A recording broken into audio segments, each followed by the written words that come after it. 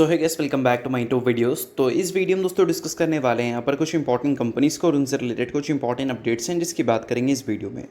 तो चलिए दोस्तों वीडियो की शुरुआत करते हैं। सबसे पहली कंपनी की बात करते हैं। पहली कंपनी का नाम है जियो फाइनेंशियल सर्विसेज लिमिटेड। बट इसको डिस्कस करने से पहले दोस्तों अगर आपने अभी तक चैनल को सब्सक्राइब नहीं किया है तो चैनल को सब्सक्राइब करके बेल आइकन को प्रेस कर लो और दोस्तों टेलीग्राम चैनल को भी ज्वाइन कर लो जिसका लिंक आपको डिस्क्रिप्शन में देखने को मिल जाएगा। और एक डिस्क्लेमर भी है, जो भी कंपनी से रिलेटेड न्यूज़ एंड अपडेट्स हैं वो कवर करेंगे। वो सारी न्यूज़ एंड अपडेट्स सिर्फ और सिर्फ एजुकेशन पर्पज़ के लिए, सीखने के लिए, तो इसको किसी भी तरह का इन्वेस्टमेंट एडवाइस मत समझना। आप खुद से रिसर्च और एनालिसिस भी कर सकते हैं। तो चलिए दोस्तों वीडियो की शुरुआत करते हैं। सबसे पहले बात करते हैं जियो फाइनेंशियल सर्विसेज से रिलेटेड कुछ इंपॉर्टेंट न्यूज़ एंड अपडेट्स के बारे में। सो दोस्तों अगर हम जियो फाइनेंशियल सर्विसेज की बात करें तो पिछले कुछ टाइम में इस कंपनी की जो परफॉर्मेंस है वो नो डाउट थोड़ी सी डिसअपॉइंटिंग हमें ज़रूर देखने को मिली है। 52 वीक हाई से 14.4% की गिरावट इस कंपनी में दिख रही है। बट ऐसा नहीं है कि कंपनी के पर्सनल रीज़न की वजह से गिरावट दिखी है। अगर पिछले कुछ टाइम का बाजार का सेंटिमेंट ही अगर देखोगे तो वही आपको नेगेटिव देखने को मिला है। इस वजह से काफ़ी सारी कंपनी जो कि रिसेंट टाइम में अच्छा परफॉर्मेंस डिलीवर की थी, उन सारी कंपनीज़ में प्रॉफिट की बुकिंग अभी हम रिसेंट टाइम में विटनेस भी कर रहे हैं। और सिर्फ प्रॉफिट बुकिंग नहीं, अगर हम बात करें वैल्यूएशंस की तो एक टाइम पे 130 के पी पे ये कंपनी आपको स्टेबल दिख रही थी। अभी के टाइम पे देखोगे तो 120 के पी से भी ये कंपनी नीचे जा चुकी है। तो वैल्यूएशंस भी ठीक ठाक टूटा है और कंपनी का बोल सकते हैं परफॉर्मेंस जो है मार्केट में वो भी ठीक ठाक टूटा है।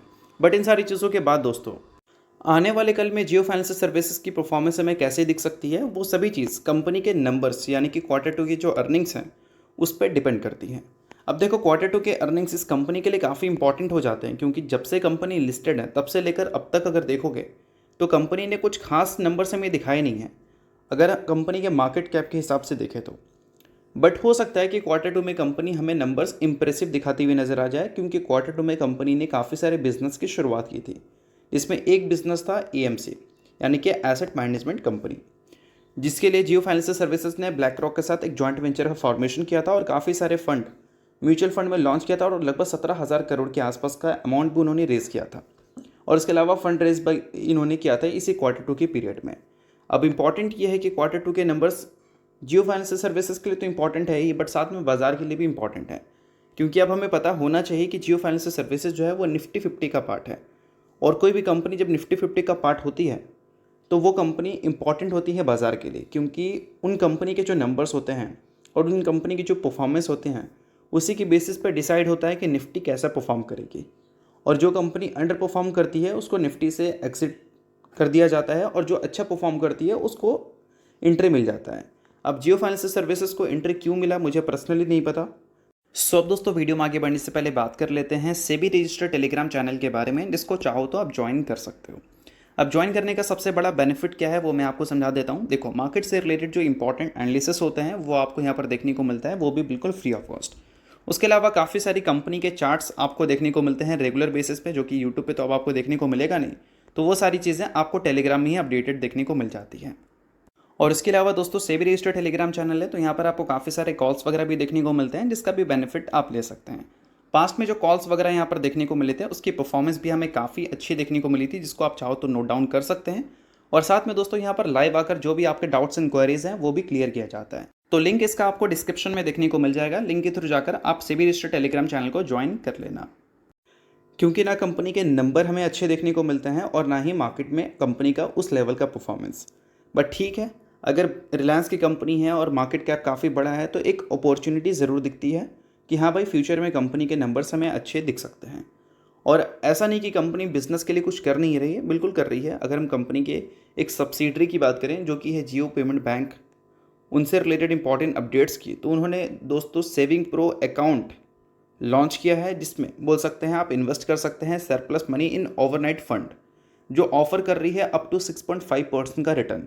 तो ये सारी चीज़ें देखकर तो लगता है कि कंपनी हाँ भाई बिज़नेस कर तो रही है, बट बिज़नेस का जो बोल सकते हैं वैल्यू है वो कंपनी के रिजल्ट में दिखता है और वो अभी तक तो हमें देखने को नहीं मिला है। बट Q2 से स्टार्ट हुआ है तो उम्मीद करते हैं कि Q2 में उसका कुछ झलक हमें देखने को मिल जाए। और दोस्तों अगर हम बात करें इस कंपनी के शेयर होल्डिंग पैटर्न की, तो इस कंपनी में प्रमोटर लगभग 47.12% स्टेक्स ओन कर रखे हैं। FIS की स्टेक जब से लिस्टिंग कंपनी का हुआ था तब से लगातार डिप्रिशिएट हो रही थी, कम हो रही थी। अभी FIS ने Q2 में अपने स्टेक्स को इंक्रीज़ किया था इस कंपनी में आफ्टर लिस्टिंग, फर्स्ट टाइम ये चीज़ें हुई थी। और DIS की बात करें तो उनकी स्टेक्स पिछले कुछ क्वार्टर से बढ़ रही थी और वो हमें Q1 में भी बढ़ती हुई दिखी थी। देखते हैं Q2 में बढ़ती हुई देखने को मिल भी रही है नहीं। तो इन सारी चीज़ों को ज़रूर आप नोट करके चल सकते हैं। बाकी इसके अलावा दोस्तों बात करें अगली कंपनी के बारे में तो उसका नाम है बजाज फाइनेंस लिमिटेड। अब दोस्तों Bajaj finance last trading session काफ़ी ज़्यादा फोकस में थी। फोकस में रहने का सबसे बड़ा रीज़न क्या था? सबसे बड़ा रीज़न था कंपनी के शेयर होल्डिंग पैटर्न और शेयर होल्डिंग पैटर्न से रिलेटेड कुछ इंपॉर्टेंट अपडेट्स। अब देखो दोस्तों, आप सभी को पता होना चाहिए कि इस कंपनी के जो प्रमोटर हैं वो लगातार पिछले कुछ क्वार्टर से अपने स्टेक्स को ऑलमोस्ट अनचेंज ही रखे हैं। बट हो सकता है कि Q2 में जो इस कंपनी का शेयर होल्डिंग पैटर्न अपडेट हो उसमें एक वैल्यूबल चेंजेस हमें देखने को मिल जाए कंपनी के प्रमोटर की होल्डिंग में, और वो वैल्यूबल चेंजेस अपसाइड की ओर हो। क्योंकि अभी सितंबर का एक डेटा रिपोर्ट हुआ है जिसमें ये मेंशन किया गया है कि बजाज फाइनेंस की जो प्रमोटर हैं Bajaj alliance general insurance company, उसने लगभग 97,000 शेयर्स इस कंपनी का बाय किया था। इसका वैल्यू लगभग बनता है 1000 लाख या फिर बोल सकते हैं 10 करोड़। और उससे पहले भी एक बाइंग हमें देखने को मिली थी लगभग 1.5 लाख के आसपास शेयर्स का, और उसका वैल्यू लगभग बनता है 15 करोड़। यानी कि बोल सकते हैं रफली 25 करोड़ के आसपास की बाइंग हमें सितंबर के महीने में देखने को मिली थी बजाज फाइनेंस के प्रमोटर की तरफ से, जो कि हो सकता है कंपनी के प्रमोटर की स्टेक्स को Q2 में हमें इंक्रीज करती हुई दिख जाए। अब देखो कंपनी बहुत बड़ी है तो 25 करोड़ का नंबर कंपनी के सामने कुछ है नहीं, तो इस वजह से स्टेक बढ़ती हुई दिख सकती है। बट हो सकता है कि काफ़ी छोटा अमाउंट पे बढ़ती हुई दिखे, ना कि कोई मैसिव चेंजेस हमें देखने को मिले। तो इन सारी चीज़ों को थोड़ा समझ लेना। बाकी इस कंपनी का जो सेक्टर है उससे रिलेटेड भी कुछ इंपॉर्टेंट अपडेट्स हैं, उसकी भी बात हम लोग करेंगे। बट उससे पहले दोस्तों, अगर आपने अभी तक सेबी रजिस्टर्ड टेलीग्राम चैनल को ज्वाइन नहीं किया है तो उसको जाकर आप ज्वाइन कर लो, जिसका लिंक आपको डिस्क्रिप्शन में दिख जाएगा। फ्री ऑफ कॉस्ट आप इसको ज्वाइन कर सकते हैं।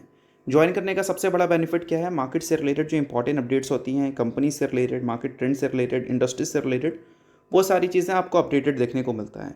काफ़ी सारी कंपनी के चार्ट्स को प्रॉपर एनालिसिस कर भी अपडेट किया जाता है। और सेबी रजिस्टर्ड टेलीग्राम चैनल है तो उनके कॉल्स भी आपको दिखते हैं, जिसको भी आप चाहो तो चेकआउट कर सकते हो। तो बिल्कुल फ्री ऑफ कॉस्ट ज्वाइन कर सकते हैं, लिंक आपको डिस्क्रिप्शन में दिख जाएगा। अब दोस्तों बजाज फाइनेंस के सेक्टर की बात करें तो ये सेक्टर है फाइनेंस का, और फाइनेंस सेक्टर में जो इंटरेस्ट रेट है वो काफ़ी ज़्यादा मैटर करती है। और अभी RBI का जो MPC मीटिंग हमें देखने को मिला था उसके आउटकम्स में RBI ने रेट अनचेंज रखा है। 5.5% इंटरेस्ट रेट पे अभी के टाइम पे देखा जाए तो रेपो रेट दिख रहा है। और पिछले 3 बार जो हमें MPC मीटिंग देखने को मिली थी उसमें 1% तक रेट कट हो गया था। इस बार रेट अनचेंज रहा है। बट एक चीज़ है कि RBI गवर्नर ने जो GDP ग्रोथ आउटलुक है उसको रिवाइज़ किया है। पहले 6.5% था, बट अभी के टाइम पे 6.8% तक कर दिया गया है। इसके पीछे का सबसे बड़ा रीज़न है हमारा Q1 का परफॉर्मेंस। Q1 में जो हमने GDP ग्रोथ रिपोर्ट किया वो 7.8% रिपोर्ट किया। फोरकास्ट कितना था? 6.6%। तो पहले क्वार्टर में अच्छी परफॉर्मेंस हमें दिखी, इस वजह से GDP ग्रोथ की जो बोल सकते हैं फोरकास्ट थी उसको अपग्रेड किया गया था। और हो सकता है कि Q2 में भी अच्छी परफॉर्मेंस हमें देखने को मिल जाए। बट इन सारी चीज़ों के बावजूद भी US का जो टैरिफ है उसको एक रिस्की पॉइंट हाईलाइट किया है RBI गवर्नर संजय मल्होत्रा ने। अब इस चीज़ को मैं थोड़ा सा डिटेल में समझा देता हूँ। अभी US के 50% टैरिफ को काउंटर करने के लिए हमें GST रेट कट्स देखने को मिले। आप सभी ने उस चीज़ को देखा ही होगा। बट इन सारी चीज़ों के बाद जो संजय मल्होत्रा हैं उनके हिसाब से अगर देखें तो GST कट्स जो हमें देखने को मिले हैं वो पूरी तरह से ओवरशैडो नहीं कर सकता है 50% US के टैरिफ को। यानी कि बोल सकते हैं 50% US का जो टैरिफ है उससे इम्पैक्ट तो दिखेगा, बट GST कट की वजह से ऐसा नहीं कि वो पूरी तरह से छुप जाएगा। उसका इम्पैक्ट हमें देखने को मिलने ही वाला है, भले GST कट की वजह से हमें बूस्ट देखने को मिले।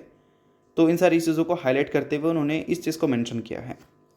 और अगर मान लो GST कट की वजह से इम्पैक्ट हमें उतना अच्छा देखने को नहीं मिलता, मान लो US टैरिफ का, तो उस केस में क्या है कि हमारा जो GDP ग्रोथ 6.8% अभी हाईलाइट किया गया है वो 7% की भी ऊपर जा सकता था। और 7% के ऊपर जाता तो ऑब्वियस सी बात है कि इंडियन स्टॉक मार्केट के लिए काफ़ी अच्छी बात रहती है। बट हाँ, 6.5% से बेटर तो 6.8% है। तो इन सारी चीज़ों को आप नोट कर सकते हैं, काफ़ी वैल्यूबल चीज़ें थी। बाकी इसके अलावा दोस्तों बात करें अगली कंपनी के बारे में, अगली कंपनी का नाम है फिनोटेक्स केमिकल। रिसेंटली दोस्तों कंपनी ने 40% का डिविडेंड 4:1 के रेशियो में बोनस और 1:2 के रेशियो में स्प्लिट अनाउंस की है। अगर आप इस कंपनी के शेयर होल्डर हैं तो बेशक इन सारी चीज़ों को नोट कर सकते हैं। बाकी शेयर होल्डर अगर आप नहीं है तो आप इग्नोर भी कर सकते हैं। न्यूज़ थी इस वजह से मैंने बता दिया, बाकी ये किसी भी तरह का रिकमेंडेशन नहीं है। तो चलिए दोस्तों ये वीडियो यहाँ तक था। आपको करता हूँ वीडियो आपको अच्छा लगा होगा, चला लाइक कीजिए, परिवार सब्सक्राइब कीजिए। वीडियो के लिए बहुत बहुत शुक्रिया।